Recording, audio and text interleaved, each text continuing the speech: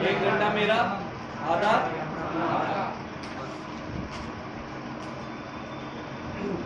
चलो फिर से अपन स्टार्ट कर रहे हैं। तो मैंने एक कल कॉन्सेप्ट लिया था कि एमओटी जो है वो इंटरफेरेंस पे बेस्ड है। किस पे बेस्ड है? इंटरफेरेंस। और इंटरफेरेंस कॉन्सेप्ट किसका है? फिजिक्स का। ठीक है। जनरली हम इसमें क्या पढ़ते हैं? वेव्स को पढ़ते हैं, वेव्स के नेचर को पढ़ते हैं। तो वेव्स दो टाइप से आपकी इन्वॉल्वेशन दिखाती है इंटरफेरेंस में। एक होता है कंस्ट्रक्टिव और दूसरा क्या होता है? डिस्ट्रक्टिव। कंस्ट्रक्टिव में क्या होता है कि दो वेव्स कंबाइन होती हैं और किसका फॉर्मेशन करती हैं? एक बड़ी वेव। और डिस्ट्रक्टिव में जस्ट उसका अपोजिट है। क्या होता है? दो वेव्स आती हैं और छोटी वेव का फॉर्मेशन करती है, यानी वो डिस्ट्रक्टिव हो जाता है।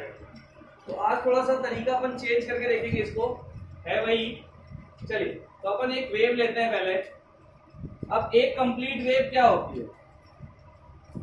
अगर मैं बोलूं एक वेव कंप्लीट है, तो एक वेव कंप्लीट कब मानी जाएगी? जब वो एक क्रेस्ट और एक ट्रफ में ट्रेवल कर ले।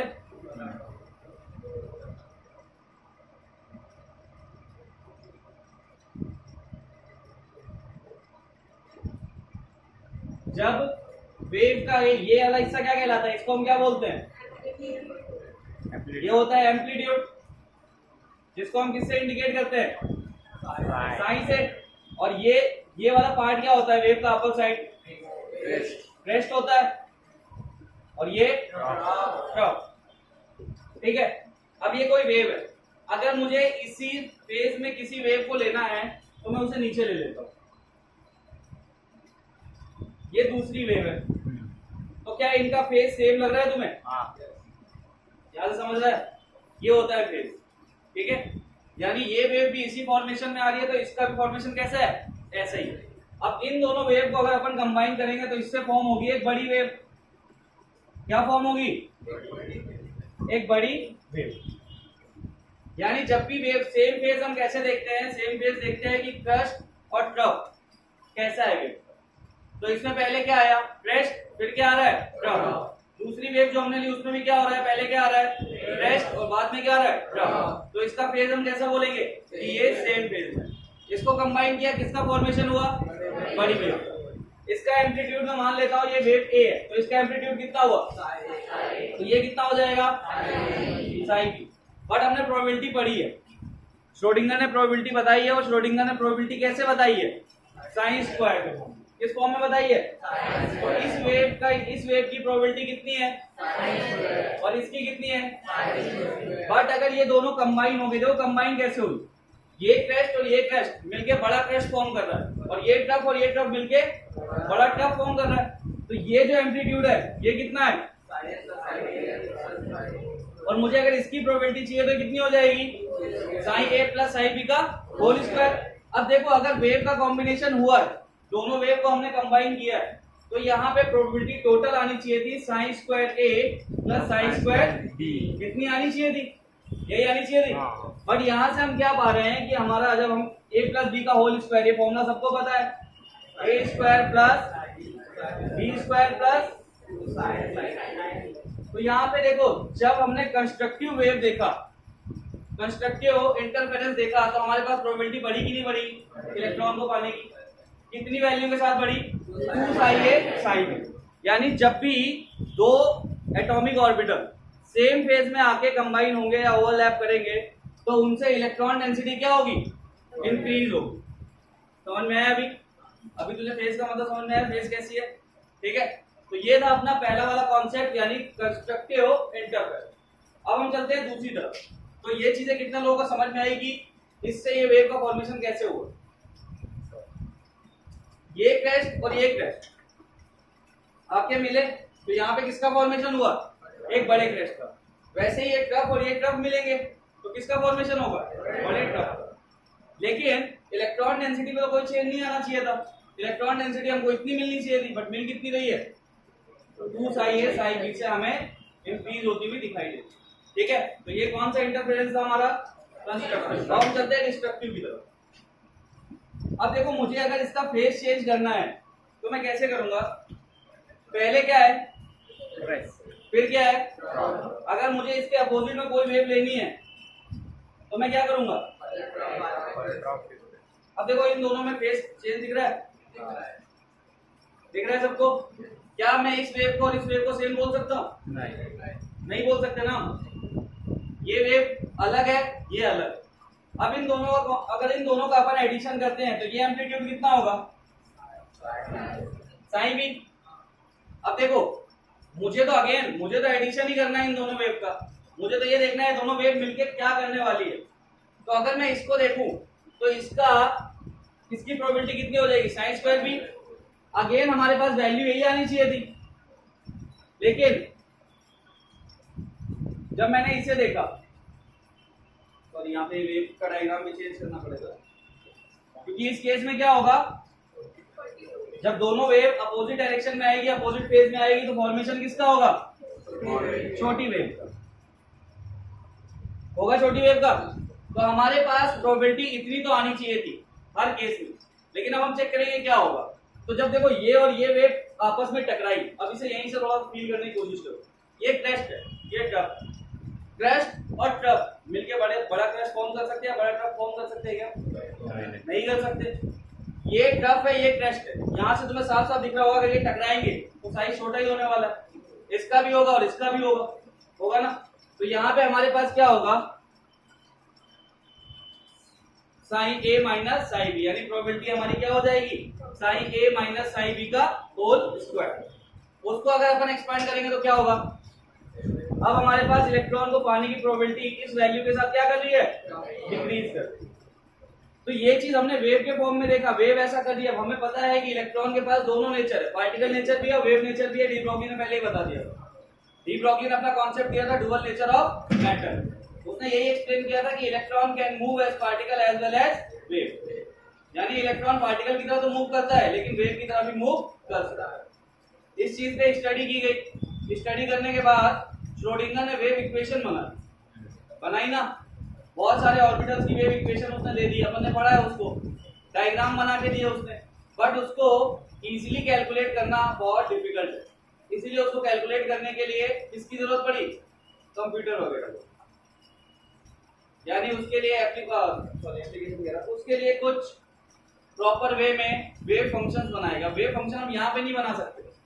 हम सोचे हम किसी वेव फंक्शन को उठा ले तो सॉल्व कर लेंगे, तो बहुत डिफिकल्ट है। समझ में आया? और आपको बता दूं, जेई से पहले कभी भी इस पे श्रोडिंगर पे क्वेश्चन नहीं पूछता था। जेई ने डेवलप ही 1-2 साल पहले किया है, क्योंकि श्रोडिंगर का लेवल इतना बड़ा था कि जेई के लेवल से टच ही नहीं किया जाता था। ये कहाँ पढ़ते थे हम? बीएससी, एमएससी, इन सब चीजों में। जो बीएससी एमएससी कर रहे होते हैं लोग, वो पढ़ते हैं श्रोडिंगर वेव इक्वेशन। तो इतनी बात क्लियर हुई। अब हम इसे कंपेयर करेंगे अपने एटॉमिक ऑर्बिटल से, ठीक है? तो ये बात ध्यान रखना कि अगर मैं बोलूं सेम फेज, तो सेम फेज में हमेशा क्या होगा? चीजें बड़ी होंगी और साइड वाली चीजें छोटी होंगी। और अपोजिट फेज में क्या होगा? दोनों एक दूसरे को रिपेल करेंगे, दूर दूर करने की कोशिश करेंगे। तो स्टार्ट करें अभी अपन वहां से।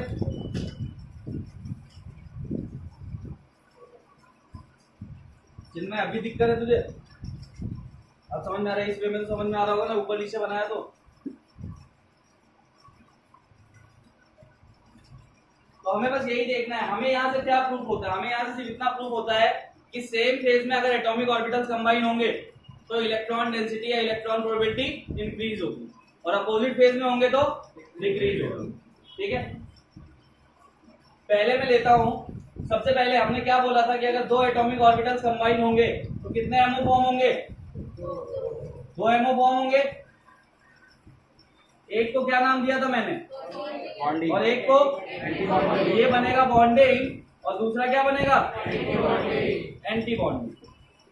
एंटी बॉन्डिंग को अपन कैसे रिप्रेजेंट करते थे? सपोज ये एस और एस है, 1s 1s है, तो अपन क्या लिखते थे? स्टार। यानी जिस ऑर्बिटल, जिस बॉन्ड के ऊपर स्टार आ जाएगा तो वहां समझ जाओगे कि वो कौन सा है, एंटी बॉन्डिंग या बॉन्डिंग। और ये किस में जाएगा? ये सिंपल जाएगा, सिग्मा 1s। यही होने वाला है। अब ये बताओ किसकी एनर्जी ज्यादा होती है? Anti bonding. तो स्टेबल ज्यादा कौन होता है? बॉन्डिंग। यानी इलेक्ट्रॉन बॉन्डिंग ऑर्बिटल में तो ज्यादा स्टेबल होगा ना, कि एंटी बॉन्डिंग होगा तो ज्यादा स्टेबल होगा? इतनी चीजें समझते हो सब? चलिए अपन स्टार्ट करते हैं। अब पहली चीज, अगर मैं प्लस माइनस चार्ज बनाऊंगा या प्लस या माइनस लिखूंगा तो उसका मतलब सिर्फ फेज से होगा, वो चार्जेस नहीं होंगे। ये चीज दिमाग में रख के हमें चलना है। फेज इन द सेंस, मान लो मैं क्रस्ट को पॉजिटिव बोल दूं और ट्रफ को नेगेटिव बोल दूं। तो पहले अपन किसका फॉर्मेशन कर रहे हैं, अपन देख रहे हैं 1s। अब 1s में देखो, ये मैंने एक 1s लिया और इसके साथ दूसरा 1s लिया, इधर पॉजिटिव इधर निगेटिव, इधर पॉजिटिव इधर निगेटिव। इस पॉजिटिव का मतलब क्या है, ये कौन सी साइड है, क्रेस्ट। ये कौन सी साइड है, अगर दो क्रेस्ट आपस में मिलेंगे तो किसका फॉर्मेशन होगा, एक बड़े क्रेस्ट का। तो जब इसका कॉम्बिनेशन हम कराएंगे तो इससे फॉर्मेशन क्या होगा, यानी सेंटर पे एक बड़ा क्रेस्ट फॉर्म हो जाएगा, होगा। अब जब क्रेस्ट फॉर्म होगा, ये सेंटर की चीज बड़ी हो जाएगी, तो ट्रफ क्या होगा, इसके छोटी हो जाएगी, क्योंकि ट्रफ अभी हमने बहुत दूर दूर दिखा है। हालांकि फॉर्मेशन इनका भी बड़ा होगा, लेकिन एक क्रेस्ट हमको यहाँ दिखाना, एक ट्रफ हमको यहाँ दिखाना, एक यहाँ दिखाना। अगर ऐसा होता कि हम उसको भी इधर बगल में दिखा सकते तो हम उसको बड़ा ही बनाते। समझ में आया। तो इस केस में क्या होगा, एक क्रेस्ट इधर आएगा, सॉरी ट्रफ, और एक ट्रफ इधर। यानी जब 1s की सेम फेज में तुम ओवरलैपिंग कराओगे या लीनियर कॉम्बिनेशन कराओगे तो बीच में क्या होगा, एक बड़ी फेज का फॉर्मेशन। ठीक है। अब इसमें कहीं पे भी तुम्हें गैप दिख रहा है जहां पे इलेक्ट्रॉन डेंसिटी हम 0 बोल सके, नहीं दिख रहा है, तो इसमें नोडल प्लेन कितने हैं, 0। नोडल प्लेन का मतलब क्या होता है, वेयर इलेक्ट्रॉन डेंसिटी इज 0। तो इसमें कोई नोडल प्लेन है नहीं है, ये बना लिया था हमने। अब सेम चीज को हम देखने जा रहे हैं दूसरे फेज में। ये कल बनाया था कि नहीं बनाया था, ये बना रखा है ना, अलग बनाया था।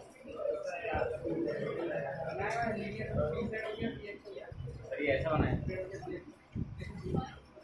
ठीक है, कुछ फर्क नहीं पड़ता, वैसे भी उससे भी कुछ फर्क नहीं पड़ता, उसको अलग अलग बनाया है। ठीक है, जैसा बना उससे फर्क नहीं पड़ता, हमें तो निगेटिव अलग से दिखाना था, बीच में बड़ा है ना पॉजिटिव, वो एरिया पर। चलो नेक्स्ट हम लेते हैं, अब हम क्या करेंगे, फेज चेंज कर देंगे। तो जब मैं फेज चेंज करूंगा तो इसको निगेटिव इसको पॉजिटिव, ये क्या है हमारा क्रेस्ट, इसके सामने क्या आ रहा है, अब क्रेस्ट और ट्रफ अगर सामने आएंगे तो क्या करेंगे, एक दूसरे को दूर करने की कोशिश करेंगे, यानी जो अभी बीच का हिस्सा बहुत बड़ा हुआ था वो अभी क्या हो जाएगा, छोटा होना स्टार्ट कर देगा। तो इसको हम कैसे दिखाते हैं, यानी ये वाला फेज कुछ ऐसा आएगा और ये वाला फेज कैसा आएगा, ऐसा, एक दूसरे से दूर भागेंगे। यहाँ पे कौन आएगा पॉजिटिव, तो यहाँ कौन आएगा, यहाँ आएगा पॉजिटिव, तो यहाँ क्या आएगा, सिंपल सी बात है। देखो वो वेव थी, वेव का एक पर्टिकुलर डायग्राम हमने इमेजिन किया होगा, जरूरी थोड़ी ना वेव ऐसी होती हो, लेकिन लोगों ने स्टडी की, उसको निकाला, फिर ट्रफ, एम्पलीट्यूड, सारी चीजें तुम्हारे सामने एक्सप्लेन करके रखी। बट इस बात की कोई गारंटी है कि वेव ऐसी दिखती हो, है क्या कोई गारंटी, वेव हम नहीं डिफाइन कर सकते किसी भी चीज। लोगों ने प्रैक्टिकली चीजें रखी हैं हमारे सामने, हम सिर्फ उसे पढ़ रहे हैं, समझ में आया। लेकिन ये क्या है, ये तो ऑर्बिटल डायग्राम है, तो इसे हम किसी भी तरह से वेव से तो कंपेयर नहीं कर सकते ना, बट हम चीजों को तो समझ सकते हैं ना कि क्या होगा या क्या हो रहा हो, ये तो समझ सकते हैं। तो ये हमने वेव से वही समझ लिया था कि अगर सेम फेज में आ रही है तो कॉम्बिनेशन होगा, और अगर अलग अलग फेज में आ रही है तो एक दूसरे से दूर जाएगी। अब इस केस में क्या होगा, सेंटर की जगह तुम्हें दिख रही है, जब ये दूर दूर जाएंगे तो यहाँ पे इलेक्ट्रॉन डेंसिटी क्या होगी, 0। इसका मतलब इस केस में नोडल प्लेन हमको मिला कि नहीं मिला, कितना मिला, 1। Nodal plane is equal to 1, यानी यहाँ पे इलेक्ट्रॉन डेंसिटी इस पॉइंट पे क्या है, 0 है। अब इसका दूसरा क्वेश्चन ये है, जैसे नोडल प्लेन तो हमने बता दिया, ठीक है, बट अब क्वेश्चन ये होता है कि ये जो फॉर्मेशन हुआ, ये जो लीनियर कॉम्बिनेशन हुआ, इससे कौन सी बॉन्डिंग जनरेट हो रही है, बॉन्डिंग या एंटी बॉन्डिंग, एंटी बॉन्डिंग। यानी ये भी सिग्मा था, 1s था, ये भी 1s था, यहां से जो फॉर्म हुआ वो क्या हुआ, इसीलिए इसकी एनर्जी को हम ज्यादा बोलते और उसको स्टेबल बोलते, क्योंकि इसमें ये सारी चीजें जनरेट हो रही है। अपोजिट फेज में हमेशा एंटी बॉन्डिंग ही आएगा, सेम फेज में हमेशा बॉन्डिंग आएगा। ठीक है, ये भी बना लिया था हमने। अब चलते हैं हम दूसरे की तरफ। किसकी तरफ, मैंने कल भी बताया था, जिसका जो मन है वो एक्सिस को वैसे रोटेट कर सकता है। तुम लोग मैथ्स पढ़ते होगे, मैथ्स में तुमने यही पढ़ा होगा, ये एक्स है, ये वाई है और ये जेड है, बट मैं इसे जेड कंसीडर करता हूं, इसे एक्स और इसको वाई। तो तुम्हारी चॉइस है, तुम्हें किससे पढ़ना, उससे या इससे, तुम अभी बता दो, मैं उसी हिसाब से पढ़ा दूं। इससे बट पूरी कॉपी में मैंने वही पढ़ाया हुआ है। लेफ्ट वाला पढ़ो। देखो दिक्कत ये है, तुम इससे बोलो इसमें है क्या यार, एक्सिस को रोटेट ही तो करना है। बट दिक्कत ये है ना कि मैंने स्टार्टिंग में जितनी भी चीजें पढ़ाई है उसको जेड एक्सिस मान के पढ़ाई है, और जितने लोग समझ जाएंगे उनके लिए तो कोई प्रॉब्लम नहीं है। बाकी लोग पता है डाउट क्या लेके आएंगे, सर आप पहले बोलते थे पीएक्स वर्टिकल होगा, आज आप बोलते हो पीजेड वर्टिकल होगा। समझ में आ रहा है? तो उससे कोई फर्क नहीं पड़ता है, एक्सिस को तुम तुम्हारे अकॉर्डिंग ले सकते हो। हाँ तुम्हें लगता है तो तुम इसको एक्स मानो ना, तुम्हारे समझने के लिए। नेक्स्ट हम कौन सा ले रहे हैं, पीजेड और पीजेड। इसका लीनियर कॉम्बिनेशन हम करा के देखते हैं क्या होगा। दो टाइप से होगा, एक कैसे सेम फेज में और दूसरा कैसा अपोजिट फेज में। तो पहले हम क्या कराते हैं, सेम फेज में करा के देखते हैं। देखो पीजेड का स्ट्रक्चर कुछ ऐसा होता है और ये भी ऐसा ही होगा। सेम फेज मतलब मैं इसको क्या करूं, पॉजिटिव पॉजिटिव, और इनको क्या करूं। अब यहां से देखो एस वाला तो क्या है, स्फेरिकल है, चार्ज सिमेट्रिकल होता है, उसको समझना थोड़ा डिफिकल्ट होता है। बट इसको तुम थोड़ा ध्यान से देखो, मैं इन दो चीजों को पास पास लेके आ रहा हूं, ये सेम फेज में, तो क्या होगा, बड़ा होगा। ये वाला हिस्सा, बीच वाला हिस्सा बड़ा हो जाएगा, और जब ये बड़ा होगा तो साइड वाले हिस्से क्या होंगे, छोटे होते चले जाएंगे होंगे। समझ में आ रहा है इतनी चीज, तो हम वही करने वाले हैं। सेम फेज में हम इसको मिलाएंगे तो बीच का हिस्सा हमारा क्या हो जाएगा, बड़ा, और साइड वाले हिस्से क्या हो जाएंगे, छोटे हो। ये बना पीजेड पीजेड, ये भी बना लिया था क्या, कहां तक पहुंच गए थे।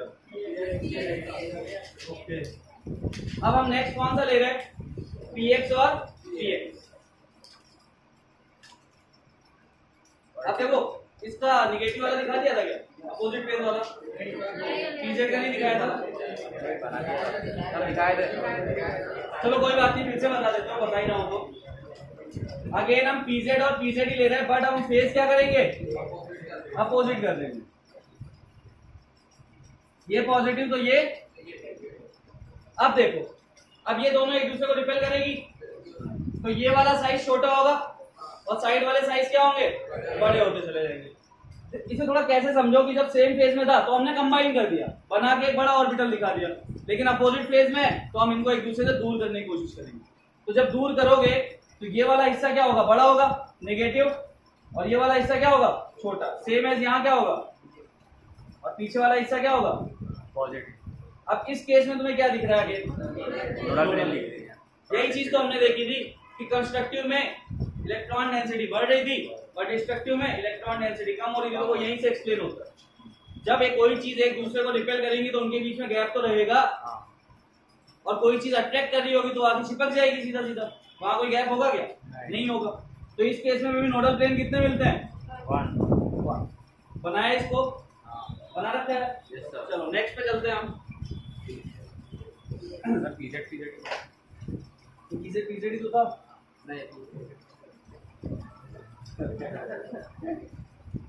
चलो नेक्स्ट हम कौन सा ले रहे हैं, पीएक्स और पीएक्स। अब देखो ये हमारी इंटरन्यूक्लियर एक्सिस है, जिसको हम क्या बोल रहे हैं, जेड एक्सिस। पीएक्स अगर इस पे ऐसे होगा तो दूसरा पीएक्स भी कैसे होगा, ऐसे। अब अगर मैं फेज सेम करूं तो यहाँ एक चीज होगा, मैंने तुम्हें जब ओवरलैपिंग बताई थी तो यही बोला था कि इंटरन्यूक्लियर एक्सिस के यानी जो पीएक्स होता है उसमें 4 डेंसिटी अपर साइड होती है और बिलो साइड अलग अलग, यानी कि ये एक्सिस पे नहीं। अभी हमने पीजेड किया था वो पूरा एक्सिस पे था, उसकी इलेक्ट्रॉन डेंसिटी चाहे तुम ऊपर का लोब देखो चाहे नीचे का, वो पूरा एक्सिस पे था, यानी पूरी 4 डेंसिटी कहाँ पे थी, एक्सिस पे। बट इसमें दिख रहा है क्या, ये एक्सिस के थोड़ा अपर है थोड़ा बिलो। अब इसकी अगर हमें यहाँ पे कौन सा इंटरफेरेंस यूज होगा, कंस्ट्रक्टिव या डिस्ट्रक्टिव। तो ऊपर के लोब आपस में कंबाइन होंगे और एक बड़े लोब का फॉर्मेशन करेंगे, और नीचे की भी सेम फेज में ही तो है। हमें फेज में ये थोड़ी जरूरी कि हम पॉजिटिव की ओवरलैपिंग कराएं, हमें तो फेज सेम करना। अगर वेव ऐसे आ रही थी, मान लो कि पहले तुम्हारा ट्रफ आ रहा था, दूसरी वेव को भी ऐसे ही आना पड़ेगा, तो इसमें कुछ गलत थोड़ी ना हो जाएगा, तब भी फॉर्मेशन सेम वैसे ही होगा, क्योंकि फेज सेम है। पहले क्या है ट्रफ, यहाँ पे भी क्या है ट्रफ। तो इस साइन से मत हो जाना कि हर बार मैंने पॉजिटिव लिया है तो तुम भी पॉजिटिव लो, हम निगेटिव भी ले सकते हैं। हमें फेज को दिखाना है, और फेज कौन दिखा रहा है, पॉजिटिव और निगेटिव। अब मैं इसका कॉम्बिनेशन कराऊंगा तो क्या होगा, ये तुम्हारी इंटरन्यूक्लियर एक्सिस है, इसके अपर साइड पे एक लोब फॉर्म हो जाएगा पॉजिटिव का, और इसके बिलो साइड पे एक हो जाएगा नेगेटिव। अब इस एक्सिस पे इलेक्ट्रॉन डेंसिटी मिलेगी क्या? मिलेगी क्या? नहीं। वो पहले भी नहीं मिल रही थी, यहाँ पे मिल रही थी क्या? इस एक्सिस पे तो पहले भी नहीं मिल रही थी, इस केस पे भी नहीं मिलेगी, तो इसमें नोडल प्लेन कितने आ गए? अब तुम सोच रहे होगे कि इसमें नोडल प्लेन कैसे आ गए यार, इसमें तो नहीं आने चाहिए थे, ठीक है। लेकिन एक्सिस पे हम कभी काउंट नहीं करते, क्योंकि यहाँ पे भी देखोगे तो ये ऑर्बिटल अपर हाफ और बिलो हाफ था, एक्सिस पे अभी भी इलेक्ट्रॉन डेंसिटी नहीं है यहाँ पे, है क्या? तो इस केस में इसको नोडल प्लेन कंसीडर मत कर, ठीक है। समझ में आ रही बात? क्योंकि अगर तुम इसको देखोगे तो नोडल प्लेन यहाँ पे भी बनी है, अगर तुम उसको नोडल प्लेन मानते हो तो वो सोचो ये एक्सिस जा रही है, इस पॉइंट पे क्या होता है, लोब नीचे की तरफ जाता है और ऊपर की तरफ जाता है, तो इस पॉइंट पे तुम्हें एक भी इलेक्ट्रॉन डेंसिटी मिलेगी क्या? पहले ही नहीं मिल रही ना, तो उस एक्सिस को हम कंसीडर नहीं करते। बनाओ इसको, अब पी वाई का फॉर्मेशन तुम, सॉरी इसके निगेटिव का फॉर्मेशन तुम करो, ट्राई करो, बना हुआ ये भी। हाँ हाँ अपोजिट वाले में क्या होगा, देखो एक पॉजिटिव है एक निगेटिव है, तो वो आपस में जैसे यहाँ पे कंबाइन हुए ना, तो अभी मैंने बीच में बनाया था ना, वो ऐसे ही दूर भागेंगे, तो एक साइड पॉजिटिव आएगा एक साइड निगेटिव आएगा, सेम एज नीचे आएगा।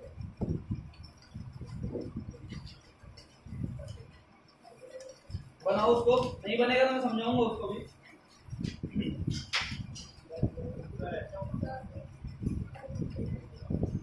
हाँ सही है, अब नोडल प्लेन मिला, एक मिनट, वेरी गुड।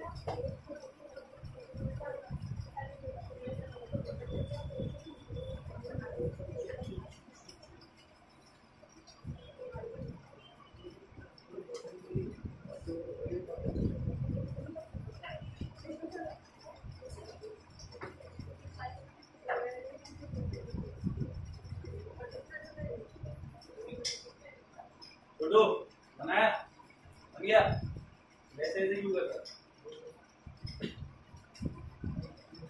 और बन गया।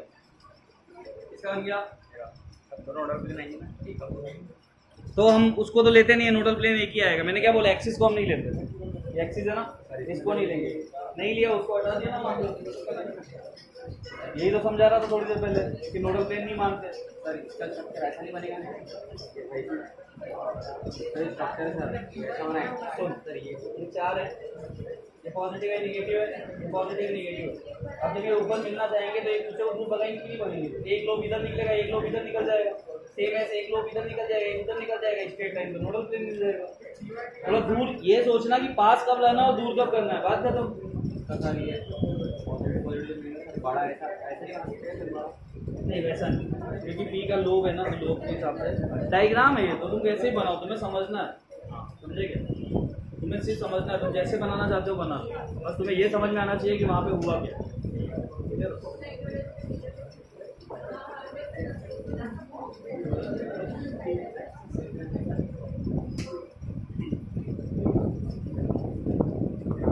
कितने लोगों का बन गया? कितने नोडल प्लेन आए कि नहीं आए? कैसा आया है? वर्टिकल सबका आया है? कितने लोगों को नहीं समझ में आया? कहाँ था कल तू? नहीं था ना, फिर क्या होगा?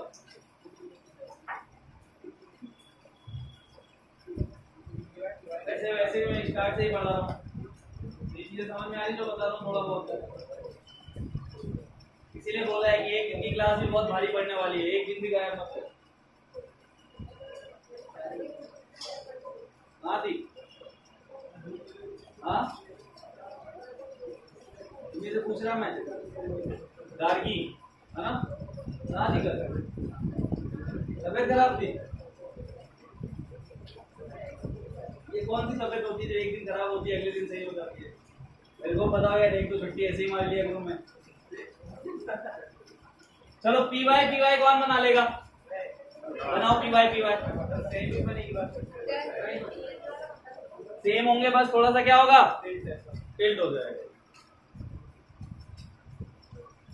ना, समझ में आ रहा है अभी?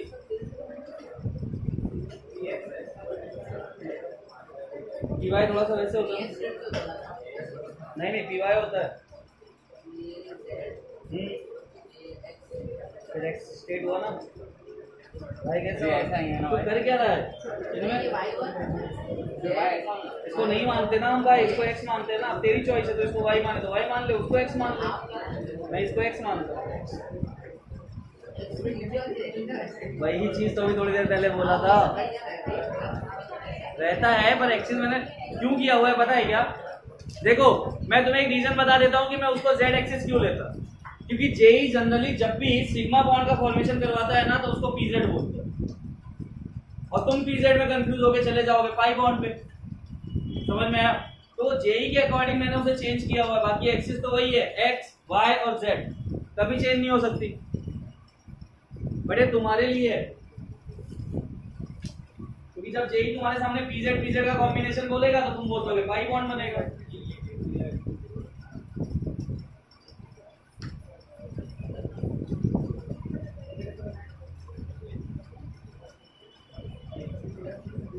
सेम ही रहेगा सर, वो ऐसे ही रहेगा।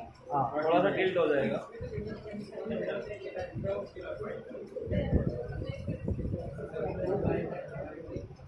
बनाया px px बन गया।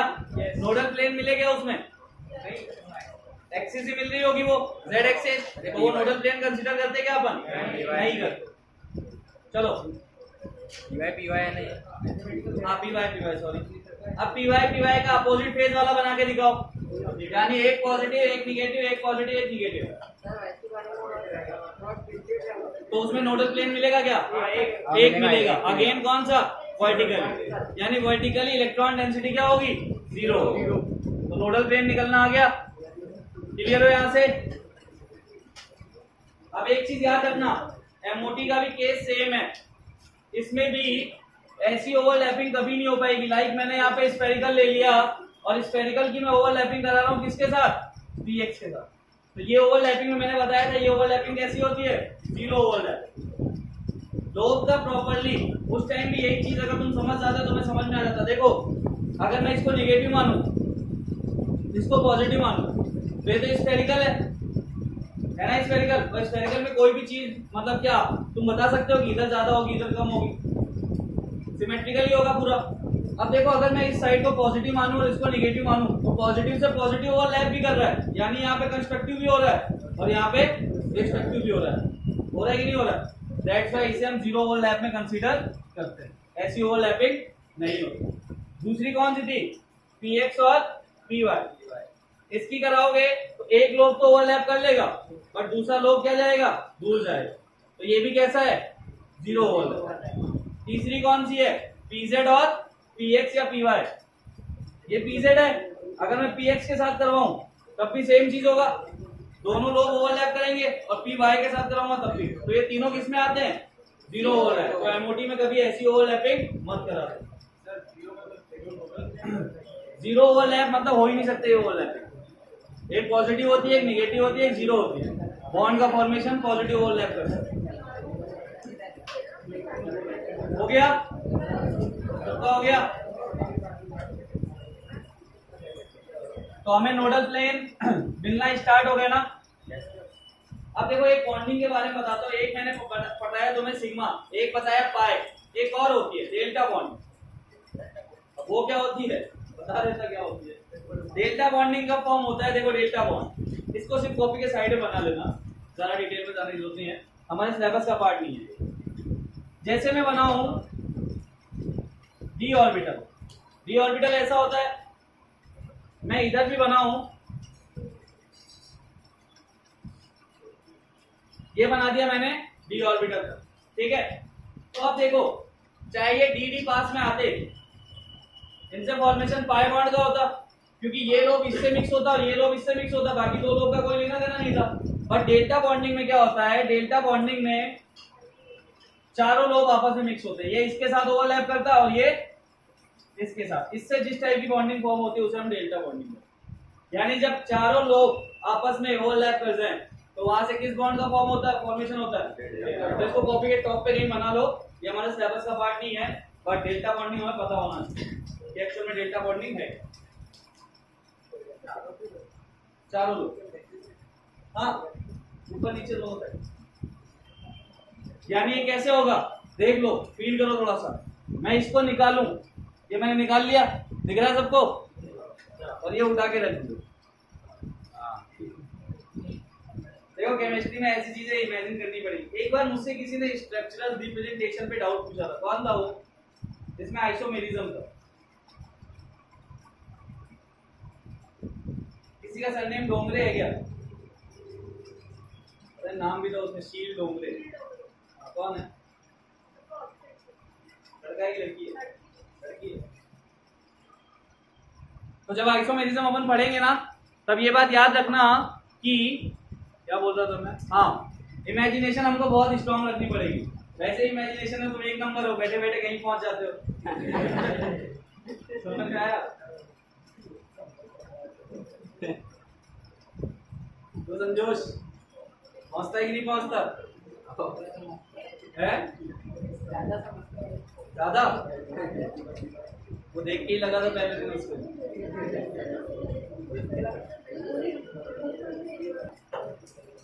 चलो नेक्स्ट हम देख रहे हैं डी और डी की। तो हम कोई भी ले सकते हैं, मान लो हमने डी एक्स वाई लिया।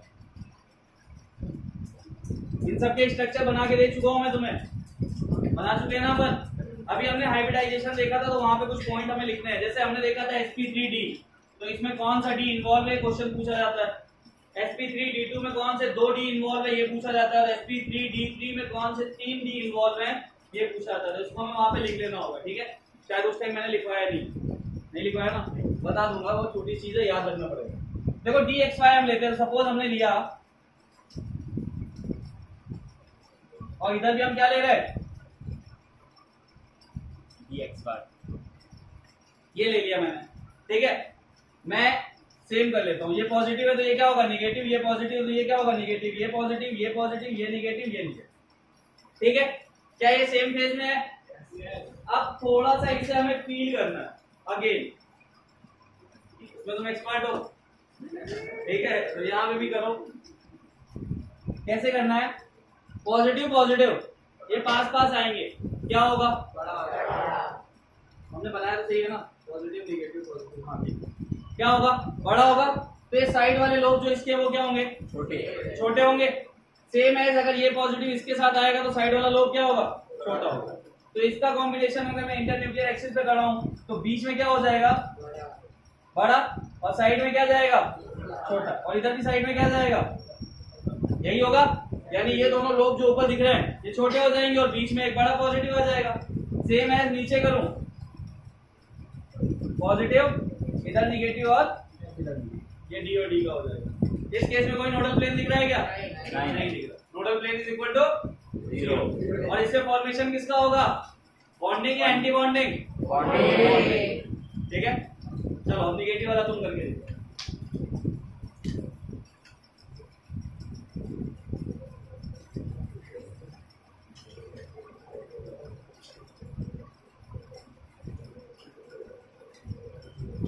देख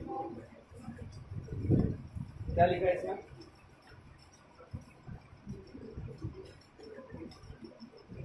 assuming z axis as internuclear axis। समझ में आया? इसीलिए कंफ्यूजन नहीं चाहता, बेसिक लेवल पे भी तुम क्लियर रहो कि हम 2 z एक्सिस को ले रहे हैं। यही जनरली z एक्सिस को ही कंसीडर करता है इंटरन्यूक्लियर एक्सिस।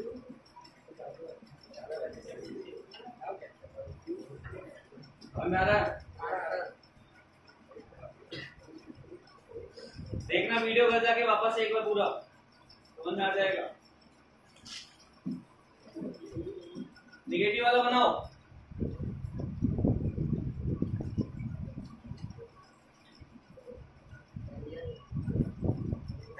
बन गया।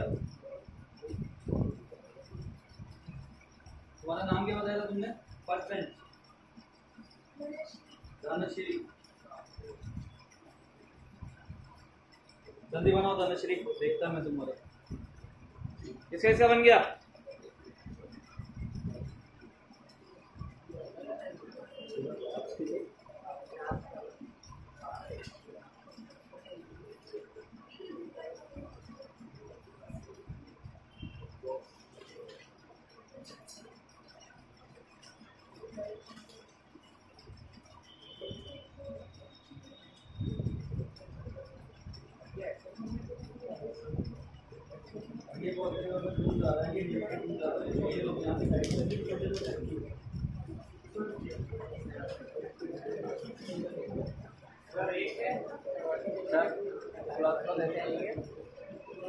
सही है, प्लस दिया ना, इधर छोटा नेगेटिव है,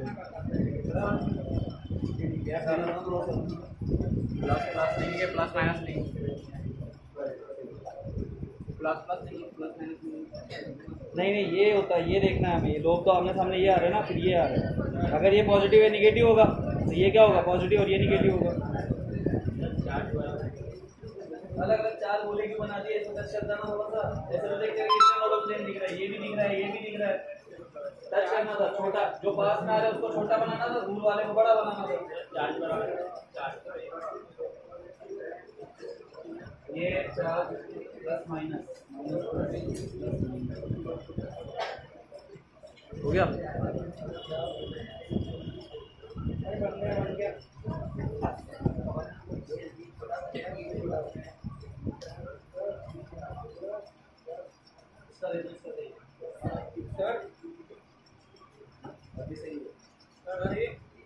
हाँ आप सही है, ऐसे होगा सही है,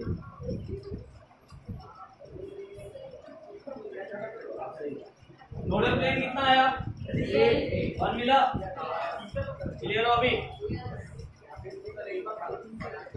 बना के दिखाओ नेगेटिव वाला।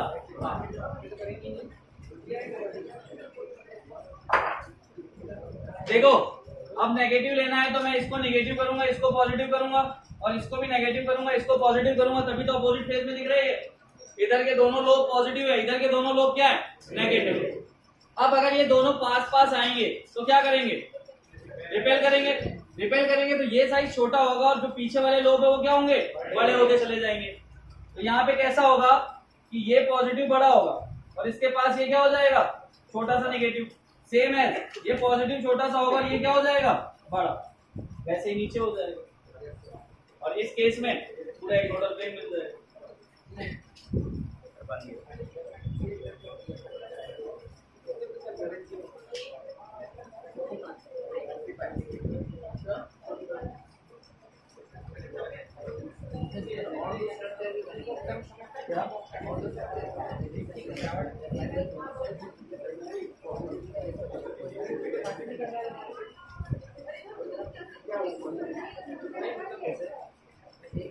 नहीं फिर अपोजिट फेज नहीं होगा ना, अपोजिट फेज के लिए दोनों साइड को कंसीडर करना पड़ेगा। ये क्या है, डी ऑर्बिटल में 4 लोग हैं तो हम उसके अकॉर्डिंग सोचेंगे ना।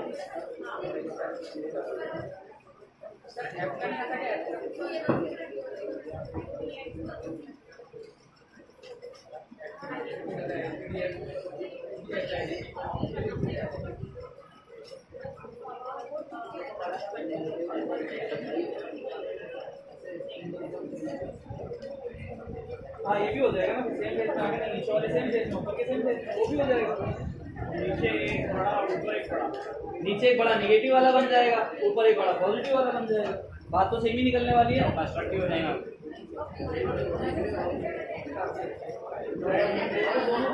दोनों सेम ही तो आ रहे हैं।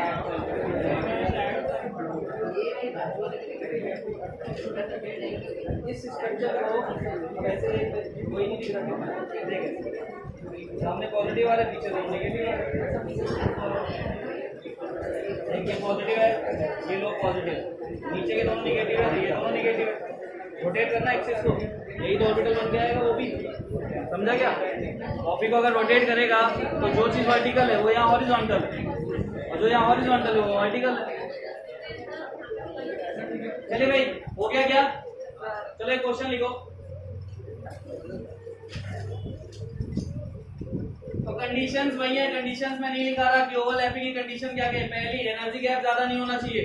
दूसरा, ऑर्बिटल वही ओवरलैप करेंगे जो किस फॉर्म में हो, सिमेट्रिक फॉर्म में, यानी कि उनकी ओवरलैपिंग पॉसिबल होनी चाहिए। जैसे मैंने अभी 3 बताया, उनमें से कोई भी रहा तो ओवरलैपिंग नहीं हो, ठीक है। तो पॉइंट्स लिखवाने की जरूरत है क्या, ये हमने ऑलरेडी ओवरलैपिंग में देखा हो। चलिए क्वेश्चन लिखिए,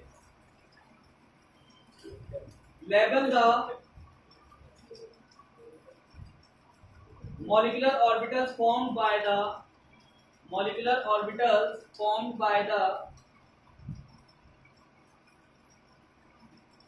combination of atomic orbital, combination of atomic orbital. पहला है 2s plus 2s, 2s plus 2s, यानी कि 2s और 2s की कॉम्बिनेशन अगर तुम करा रहे हो तो कौन सा मॉलिक्यूलर ऑर्बिटल बनेगा? ठीक है। सेकंड है 2px 2px, और ये पॉजिटिव फेज में ये कैसा है 2px माइनस 2px। इस माइनस का मतलब क्या है?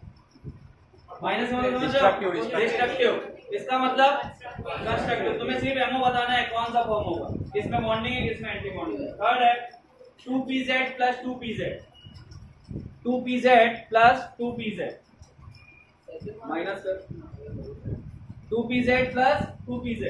फोर्थ है 1s 1s, लेकिन कैसा? Destructive, 1s 1s। और लास्ट है 2py प्लस 2py। कितने लोगों को आंसर आ जाएंगे? चलो 2s प्लस 2s कौन सा कॉम्बिनेशन दिखा रहा है? कंस्ट्रक्टिव। कंस्ट्रक्टिव से कौन सी बॉन्डिंग फॉर्म होती है? बॉन्डिंग। लेकिन 2s और 2s अगर इसकी कॉम्बिनेशन हम कराए, इसकी ओवरलैपिंग कराए तो वहां से सिग्मा फॉर्म होता है कि पाई? तो यहाँ से क्या फॉर्म होगा? सिग्मा 2s, जिसको हम क्या बोलेंगे? Bonding ammo. 2px 2px क्या फॉर्म होता है इससे? लेकिन px और px की ओवरलैपिंग से बॉन्ड कौन सा फॉर्म होता है? पाई। तो यहाँ पे हम कैसे इंडिकेट करेंगे? पाई स्टार 2px, यही होगा। थर्ड है 1s और 1s, क्या हो रहा है? डिस्ट्रक्टिव या कंस्ट्रक्टिव? डिस्ट्रक्टिव। ओवरलैपिंग किसके किसके बीच में है? s और s। 1s ये मतलब जो नंबर लिखे रहते हैं इसको अवॉइड करके चलो। s और s की ओवरलैपिंग है, और s और s की ओवरलैपिंग से बॉन्ड कौन सा फॉर्म होता है? तो यहाँ से बॉन्डिंग बन जाएगा, सॉरी एंटी बॉन्डिंग बन जाएगा। सिग्मा स्टार 1s फॉर्म हुआ। उसके बाद कौन सा दिया था मैंने? एक था 2pz प्लस 2pz, और इसमें ये चीज कंसीडरेबल है, assuming z axis as internuclear axis. z axis हमारी क्या है? Internuclear axis. तो pz और pz आएंगे तो इससे किसका फॉर्मेशन होगा? सिग्मा का। और ये बॉन्डिंग कैसी दिखा रहा है? कंस्ट्रक्टिव या डिस्ट्रक्टिव? कंस्ट्रक्टिव। यानी कि हमारा यहाँ से क्या बनेगा? Sigma 2pz। क्लियर हो? लास्ट क्या था? 2py माइनस 2py, प्लस था क्या? कोई बात नहीं, अपन एक क्वेश्चन और जनरेट कर रहे हैं 2py माइनस 2py। ठीक है। अभी इससे क्या होगा? सिग्मा या पाई? पहले मुझे ये बताओ, py क्या फॉर्म करता है? पाई। कौन सा? बॉन्डिंग या एंटी बॉन्डिंग? हम क्या बोल देंगे? पाई 2py। इससे क्या फॉर्म होगा? Anti bonding. तो क्या हो जाएगा? Pi star 2p। क्लियर हो? देखो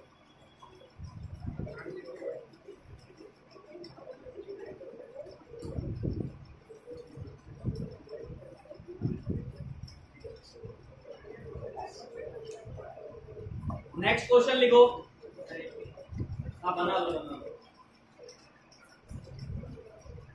प्रज्वल समझ में आ रहा है? कम कम बुझा रहा है? संजोश क्लियर हुई सारी चीजें? चिन्मय क्लियर हुई? अभी ओवरलैपिंग नहीं देखा क्या?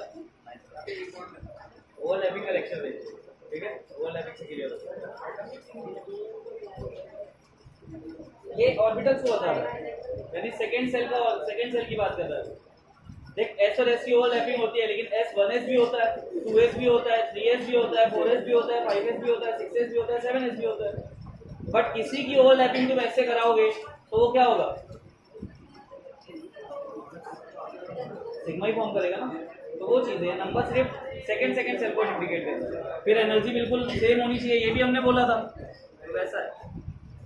नेक्स्ट क्वेश्चन लिखिए। If z axis is the internuclear axis, if Z axis is the internuclear axis. Which of the following combination are not allowed? Which of the following combination are not allowed?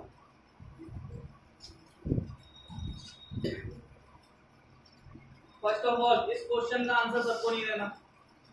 मैं particular जिसकी तरफ इशारा करूंगा, जिसका नाम पता होगा उसका नाम ले लूंगा, और जिसकी तरफ इशारा करूंगा सिर्फ आंसर वही देगा।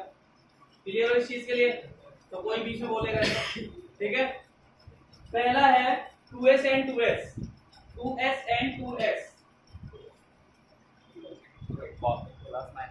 कुछ नहीं, सिर्फ हमें ये बताना इसकी ओवरलैपिंग पॉसिबल है कि नहीं, हो सकता है कि नहीं हो सकता कॉम्बिनेशन इनका, कि नहीं है, ठीक है। 2s and 2s। सेकंड है 1s and 2px, 1s and 2px। ये प्लस प्लस मत लगाओ, एंड लिखो, अभी प्लस में तो तुम कॉम्बिनेशन ही दिखा रहे हो कुछ करके। थर्ड है 2py and 2py, 2py and 2py। Fourth है 2px and 2pz, 2px and 2pz।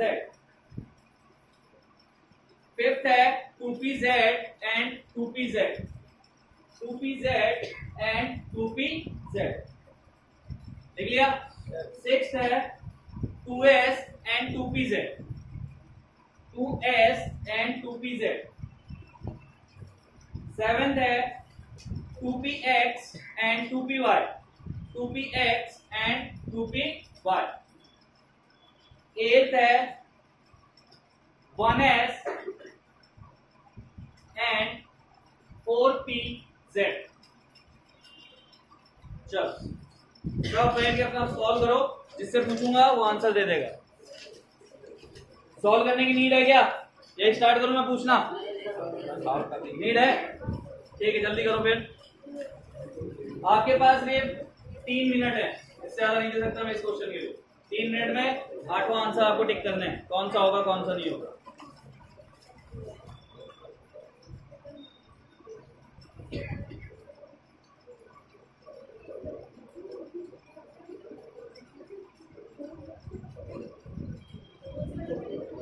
हमें सिर्फ ये देखना है कि ओवरलैपिंग कौन सी हो रही, पॉजिटिव, नेगेटिव या फिर जीरो, ये देखना है हमें। नो डिस्कशन, खुद का करो डिस्कशन मेरे साथ। 1 आवर मैंने तुमको दे दिए, अब तुम्हारा टाइम स्टार्ट होता है 10 मिनट, यानी ये क्वेश्चन सॉल्व करने के बाद तुम्हारे आधा घंटा स्टार्ट होते हैं। जिसको जिसमें डाउट होगा वो बात कर लेना, डाउट नहीं होगा तो अपन कंटिन्यू करेंगे चीजों को, ठीक है? हो गया? हाँ, यस नो का आंसर देना है तुम्हें, होगा नहीं होगा बस। हिंदी में भी दे सकते हो, यस नो जरूरी नहीं है।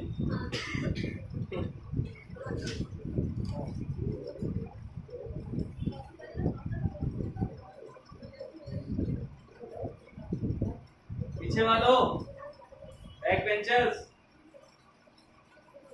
तुम यार बैक बेंचर्स होके भी सीधे साधे हो हैं? अपने लक्षण थोड़े डेवलप करो ताकि मैं तुम्हें बैक बेंचर्स बोल सकूं। ये बैक बेंचर सेंटर में बैठे हुए हैं।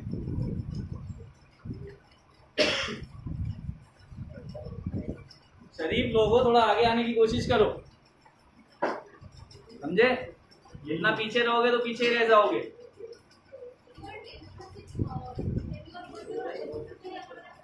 हाँ, टेक्स्ट में एटॉमिक स्ट्रक्चर और केमिकल फॉर्मूला। चलो स्टार्ट करें।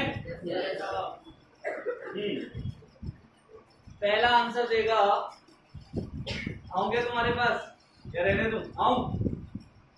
चल भाई, इधर से थर्ड नंबर, ग्रीन शर्ट। हाँ, पहला। अरे बैठ के आंसर दे, पता होगा कि नहीं होगा? 2s और 2s, यस पक्का? क्या यार, पीछे बैठ के भी गलत आंसर दे, इतना पढ़ाने के बाद भी गलत आंसर, नॉट एक्सपेक्टेड है। नहीं समझ में आ रही है चीजें? 2s और 2s की ओवरलैपिंग कैसे हो सकती है? हो सकती है क्या? बता भाई, हो सकती है? आया ना? फाइनली बोल, अभी हो सकती है। पहला क्या है? यस सही है, हो सकती है ओवरलैपिंग। सेकंड है 1s एंड 2px। आगे टेढ़ी है क्या मेरी? नो। कितने लोग बोलते हैं नो? ठीक है, सही हो। थर्ड है 2py एंड 2py। अब लड़कियों की बात बताओ, हो सकती है कैसे?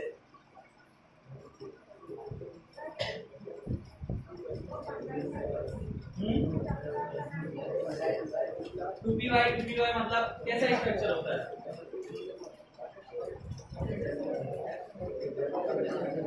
कितने लोग होते हैं पी में? लोग मीन्स ये पंखुड़ी दो होते हैं।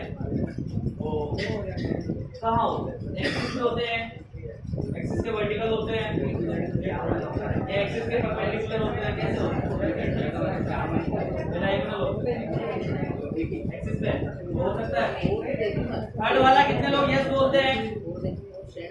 ठीक है सर क्या सर कौन सा थर्ड वाला वेरिएशन 2py होगा ना।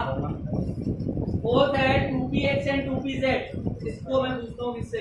अभी नहीं लगी ये पास जाता है। नाम क्या है तुम्हारा? वैष्णवी ना? अभी सोच रहा था वैष्णवी। फोर्थ नंबर नहीं होगा। क्यों नहीं होगा?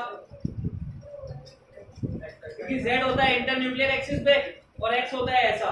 ओवरलैपिंग कराने जाओगे तो क्या होगा? जीरो ओवरलैप हो जाएगा। फिर होगा? सिक्स प्रज्वल नहीं होगा। क्यों नहीं होगा? सर होगा वो 2x स्फेरिकल होता है और 2pz पे इंटर न्यूक्लियर एक्सिस पे ही होता है। होगा वो? होगा ले मैं बताता हूँ कैसे होगा। देख इधर अपन ने z एक्सिस पहले पॉइंट में क्या लिखी है? Consider z axis as a inter nuclear axis. तो ये मेरी z एक्सिस है। क्या है ये मेरी? ये स्फेरिकल आया। जो दूसरा लोब आ रहा है वो भी इसी एक्सिस पे ही है। एक ही लोब तो इसके साथ ओवरलैप कर रहा है, तो ये पॉसिबल। ठीक है, पॉसिबल कब नहीं होता है इसके साथ? जब px और py आ जाता है, यानी वर्टिकल वाले आ जाएंगे तब पॉसिबल नहीं होता। समझा? तुमने सोचा मैं उसको फंसा रहा था, तेरे को फंसा रहा मैं। उसको बार बार गलत करने की कोशिश कर रहा था, तूने बोल दिया नहीं होगा। कहाँ तक पहुंच गए हम? 2s and 2pz, 2px and 2py नहीं होगा। नहीं। क्यों? क्योंकि एक लोब तो ओवरलैप कर लेगा लेकिन दूसरा लोब ओवरलैप नहीं करेगा। लास्ट मैंने क्या बोला था? 1s होगा क्या? नहीं। एनर्जी गैप बहुत ज्यादा है, जबकि केस सेम ही है, s और pz का है। लेकिन अगर मैं इसको 1s बोल रहा हूँ और ये 4pz है तो इसमें एनर्जी गैप क्या हो गया? बहुत ज्यादा। समझ में आया? क्वेश्चन इजी है लेकिन ये क्वेश्चन हमारे पूरे डाटा को क्लियर कर सकते हैं जितना भी हमने पढ़ा। एक और करोगे? नहीं पढ़ा हाँ? तो ये ध्यान नहीं रहे तो ये x एक्सिस ह्यूमन एक्सिस नहीं है। जैसे इसमें क्वेश्चन दी हुई थी कि x एक्सिस है ह्यूमन एक्सिस तो XYZ जैसा रहता है वैसे तो XYZ ही चलेगा। एक चीज और है, जैसे इस क्वेश्चन में ना Z को साफ साफ बोल रहा है कि Z आपकी इंटर न्यूक्लियर एक्सिस है, बट सपोज क्वेश्चन ऐसा नहीं बोल रहा तो आप जो XYZ पढ़ते हो ना फिर उसके अकॉर्डिंग आंसर टिक करना और जनरली वो बोल देगा जैसे आज बोला। ठीक है, तो और कराऊं या आगे चले? कराओ। एक ही क्वेश्चन है इसमें, ये बताना है किसमें एंटी बॉन्डिंग फॉर्म होगा, तो बता ही लोगे यार। करोगे? ओरली करते हैं। चलो ओरली कर। 2s plus 2pz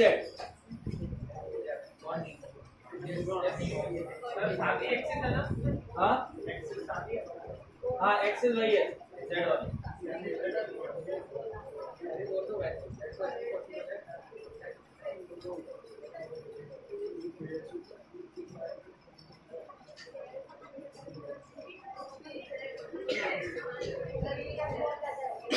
इन चारों में से किससे एंटी बॉन्डिंग फॉर्म होगा?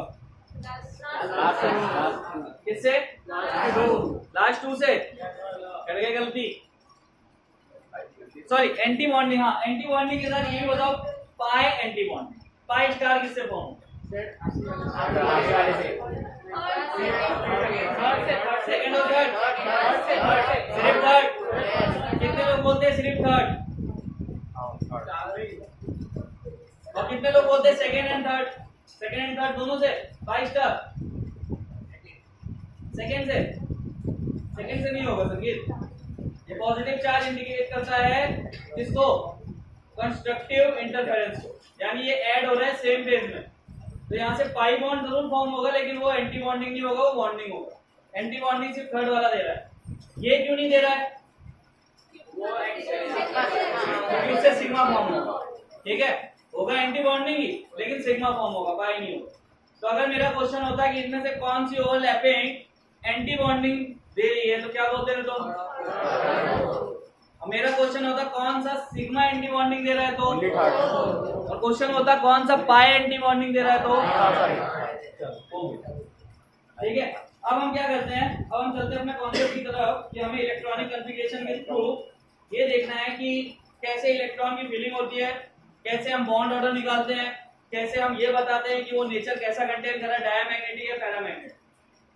डायमैग्नेटिक पैरामैग्नेटिक स्टार्ट करने से पहले मैं तुम्हें एक छोटी सी ट्रिक दे देता हूँ जो तुम्हारे लिए हमेशा यूजफुल होगी। तुम डायरेक्टली सॉल्व कर सकते हो क्वेश्चन को, इस पैटर्न से भी कर सकते हो, तुम्हारी मर्जी। ठीक है, तो मैं पहले तुम्हें नहीं, पहले ट्रिक नहीं दूंगा, पहले पढ़ाऊंगा। डी का ऑर्बिटल बताने वाले थे। हाँ, डी के ऑर्बिटल कैसे निकालते? डी वाले? अच्छा वो लिखवाना था, ठीक है वो लिखवा दूंगा, 2 मिनट का काम है, लास्ट में लिखवा देंगे, जाने से पहले याद दिला देना। हाँ चलो, अभी किसी को डाउट है तो पूछ लो भाई, 25 मिनट बचे तुम्हारे। है किसी को भी इतनी चीजों में कोई doubt?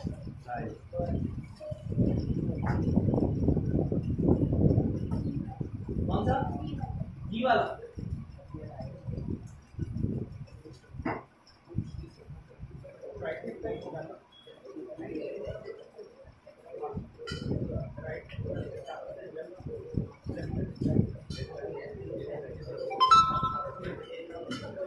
Positive positive positive positive negative negative, opposite वाला।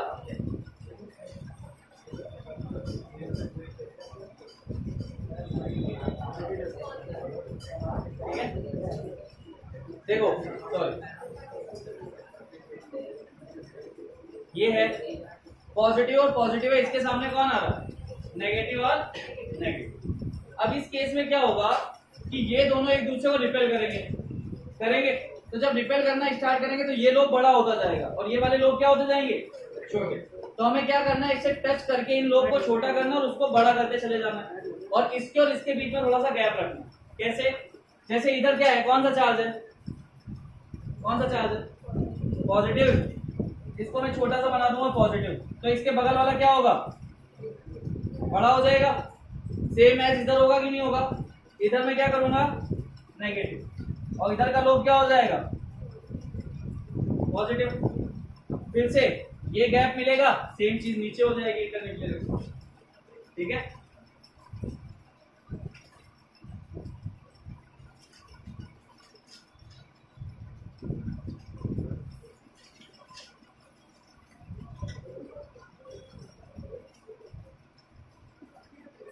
चलिए हेडिंग डालिए।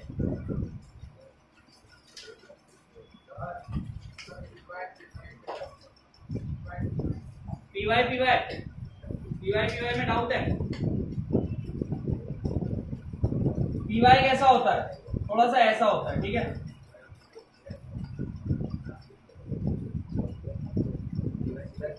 क्योंकि अगर हम इसको z एक्सिस मान रहे हैं, ये हमारी z एक्सिस है, तो वर्टिकल क्या होगा? x, और ये क्या होगा? y axis. y पे हमें लेना है, तो कौन सा देखना है? सेम फेज या अपोजिट? सेम, दोनों। इसको पॉजिटिव लेता हूं, इसको पॉजिटिव, इसको निगेटिव, इसको निगेटिव, तो कुछ नहीं होना, सिर्फ वही जो px में किया था ना, वही होगा। ऊपर का पॉजिटिव लोग बड़ा हो जाएगा और नीचे का नेगेटिव।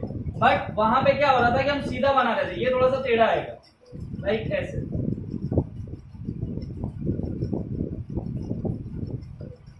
ऐसे ऐसे आ जाएगा। तो जैसे ये एक्सिस से क्या था, थोड़ा सा डाइवर्ट था, तो वो भी थोड़ा डाइवर्ट हो जाएगा। कॉम्बिनेशन वैसे ही होगा। अपोजिट होता है बताओ, अपोजिट में मैं इसको निगेटिव ले लेता हूँ तो ये पॉजिटिव हो जाएगा। अब ये दोनों एक दूसरे को दूर भगाएंगे ना, तो केस कैसा हो जाएगा, ये थोड़ा सा ऐसे आएगा नेगेटिव और ये कैसे आएगा पॉजिटिव, सेम एज नीचे आ जाएगा। ठीक है, और ये बीच वाली जो लाइन है ये नोडल प्लेन बन जाएगी। ठीक है, तुम्हें देखो क्या करना है, फिर से बता रहा हूं कैसे समझो इसे। जैसे दो इंसान, ठीक है, अगर बात हो रही है सेम फेस की तो वो पास आए, और अगर बात हो रही है अपोजिट फेस की तो लाइक वो पुश कर रहे हैं एक दूसरे को। अब करेंगे तो थोड़ा गैप तो आएगा ना, बट उस केस में तुम्हें लोब को छोटा बड़ा करके समझना। देखो इन डायग्राम का कोई लेना देना नहीं, हमें सिर्फ नोडल प्लेन पता करने थे। वो डायरेक्टली भी लिखा सकता था मैं, ऑर्बिटल का नाम लिखता, नोडल प्लेन लिख के देता, तुम याद कर लेते, बात खत्म हो जाती और तुमसे कोई नहीं पूछेगा। इस बात की गारंटी मेरी है, कहीं पे तुमसे इसमें से कोई एक डायग्राम नहीं पूछने वाला। अब जो हम पढ़ने जा रहे हैं वो पूछे जाएंगे, या फिर जो भी हमने क्वेश्चंस किए वैसे क्वेश्चन हो सकते हैं। तो किसी प्रोसेस को समझने से पहले हमें थोड़ी सी चीजें देखनी होती है कि वैसा ही, वरना हम क्लास स्टार्ट करने से पहले ही समझ गए थे कि बॉन्डिंग ऑर्बिटल क्या होता है और एंटी बॉन्डिंग क्या होता है। हमें ये भी पता था किसकी एनर्जी ज्यादा होगी और किसकी कम होगी, तो हमें ये सब करने की जरूरत भी नहीं थी। ठीक है, तो इतना टेंशन मत लो इसका, जितना समझ में आया उतना रखो। अब जो अपन स्टार्ट करेंगे उससे अच्छे से समझो। चलो क्या हेडिंग डलवाई है,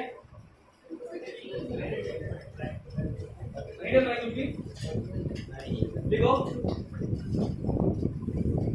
इलेक्ट्रॉनिक कॉन्फ़िगरेशन। अब मॉलिक्यूलर ऑर्बिटल, अब दो एमओ फॉर्म हो रहे तो इलेक्ट्रॉनिक कॉन्फ़िगरेशन भी चेंज हो जाती है। Electronic configuration comma bond order